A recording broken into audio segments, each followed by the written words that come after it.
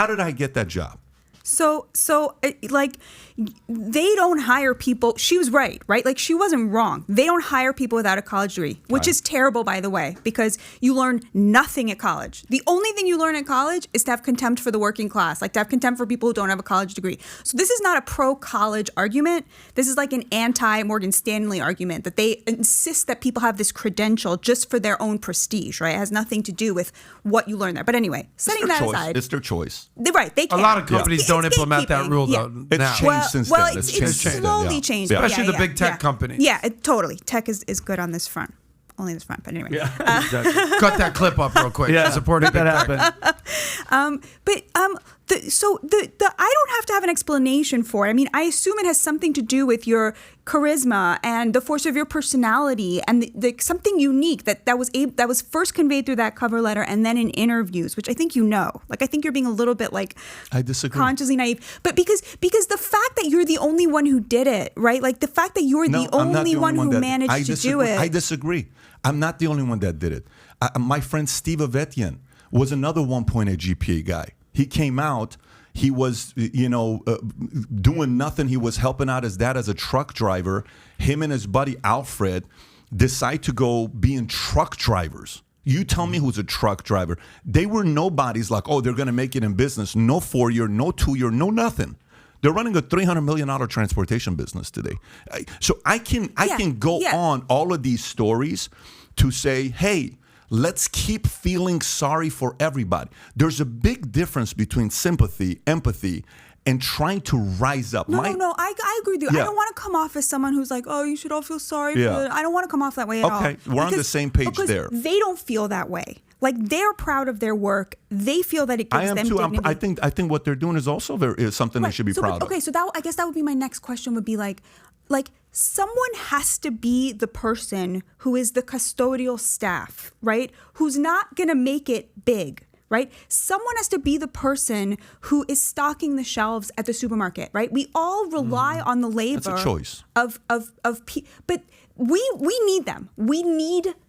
No one's judging them. Right, but I'm saying, so because we need them, we should be invested in those jobs granting dignity and a living wage, because we need them to not be and we do in this job or in this job. And we do. Right. So but from their point of view, they're struggling. Oh yeah. And they are struggling. And by the way, I So what's the answer to that? Yeah. But why don't we say, why are they struggling?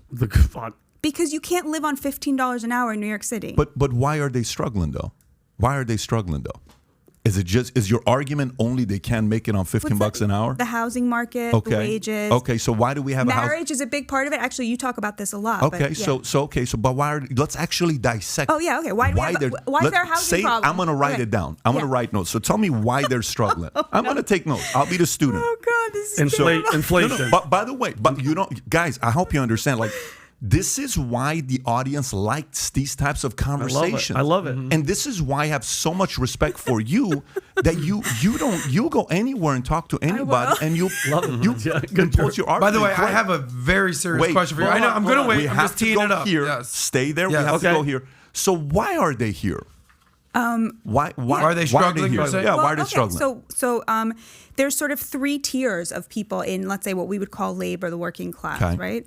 The top tier is not struggling at all. Cops, electricians, plumbers, like, there's a lot of dignity in those jobs right now. They're well paid. They make a living wage, and a lot of them are able to afford their own homes, especially if they live in red states where housing is not the same as it is in. Are you talking about the working class, blue collar jobs here, if you will? Okay, so that's the people upper echelon. A college degree who aren't rich, echelon of working class. Exactly. Fantastic. Yeah. A lot of government employees. Exactly. Exactly. Yeah. Okay. Then you have the middle tier, who are people who, like, they're not poor.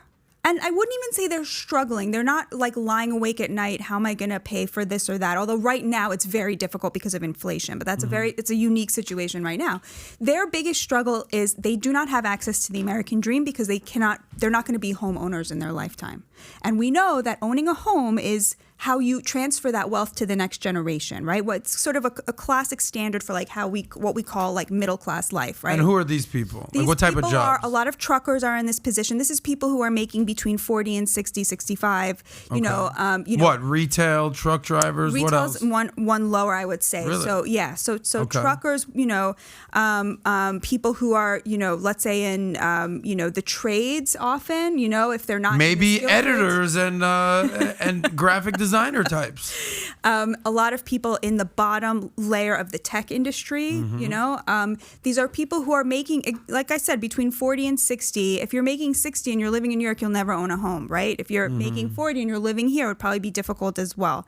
And then you've got that bottom tier of people who all of these people are people whose labor we rely on to exist, right? Like we rely on them not deciding to become an entrepreneur and make $1 million so that they no longer have to do these jobs. Just as a society, we rely on them, right? But who are these bottom rung people? The bottom rung are people who are in retail, people who are cashiers.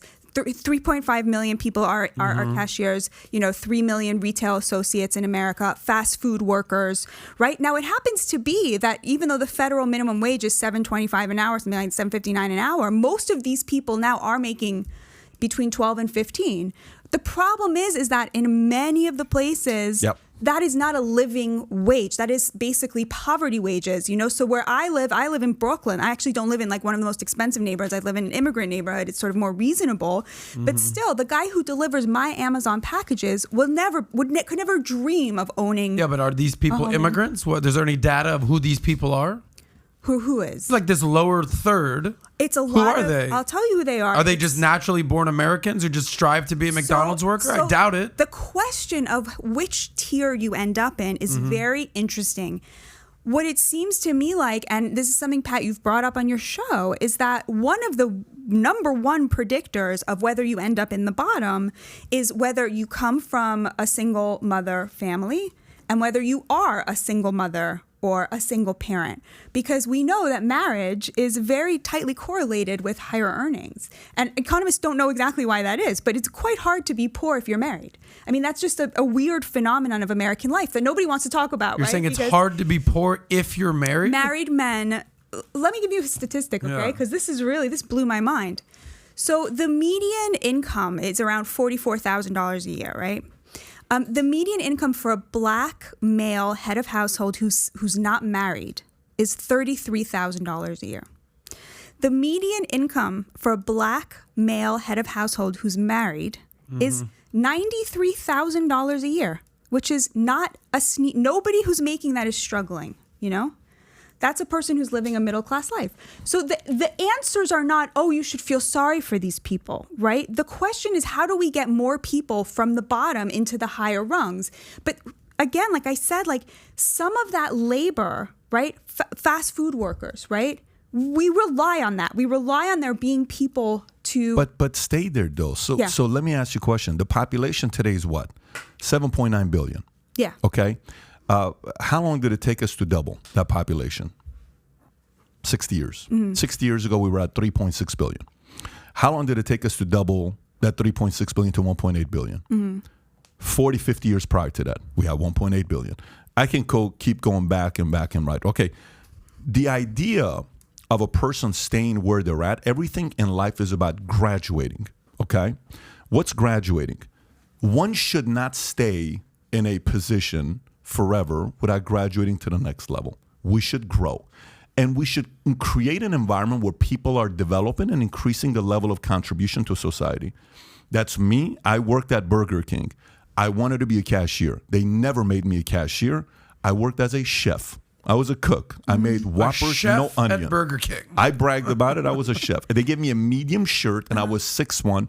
You could see my lower back. My guys would come and laugh at me. No joke. My friends know exactly what I'm talking about. Can I just say, you are amazing. Like, you're so cool. What you've been through and, like, what you've achieved. Like, it's very cool. Like, your story is very inspiring. I appreciate that. Thank you.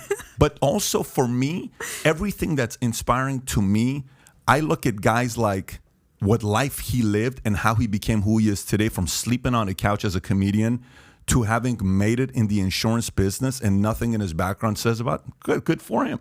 I see him from going from military to then becoming a comedian. Next thing you know, he's on Def Comedy Jam, and he made it. But by the way, a lot of us have that story of going from nothing to making it. Making it doesn't mean being a billionaire. So if you like this clip and you want to watch another one, click right here. And if you want to watch the entire podcast, click right here.